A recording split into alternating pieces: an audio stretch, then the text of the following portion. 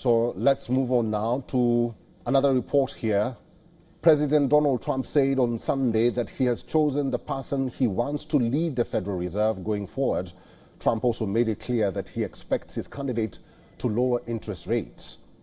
Trump, without naming his choice for the next Fed chief, said, and I quote, "I know who I'm going to pick. We'll be announcing it soon." Trump made it clear that he wants a new chair of the Fed who will aggressively pursue rate cuts.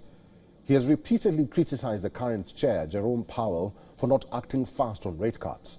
With Powell's term ending in May, speculation has intensified over who will be the next lead to the Fed. The top finalists include White House economic advisor Kevin Hassett, Fed governors Christopher Waller and Michelle Baumann, former Fed governor Kevin Walsh, and BlackRock's Rick Ryder.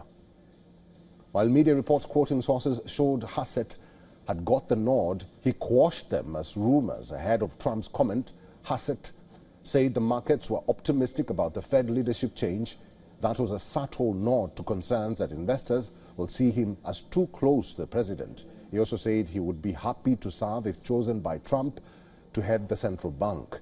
Hassett said on CBS, and I quote, "We had a great Treasury auction. Interest rates went down, and I think that the American people could expect President Trump to pick somebody who's going to help them have cheaper car loans and easy access to mortgages at a lower rate."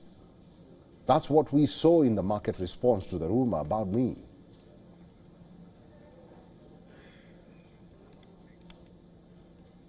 Our correspondent Susan Teherani is now joining us live from New York. Susan, who is the best bet? Hassett, and what are Americans saying about him?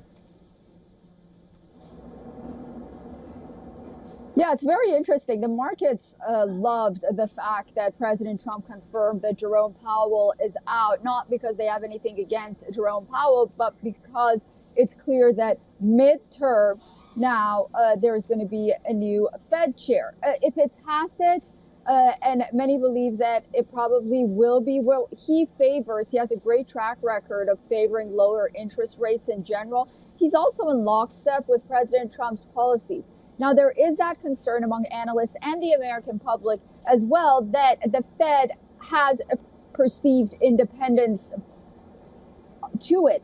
And so when this person is such a big Trump loyalist and is so in lockstep with the Trump administration's monetary policies, that brings into question the Fed's independence in the long run. In the short term, the markets, well, they've already reacted. They will probably react further once a name is out, and it will be very good. But in the long term, I think that's where the challenges lie, and that's where the main concern is for the Americans.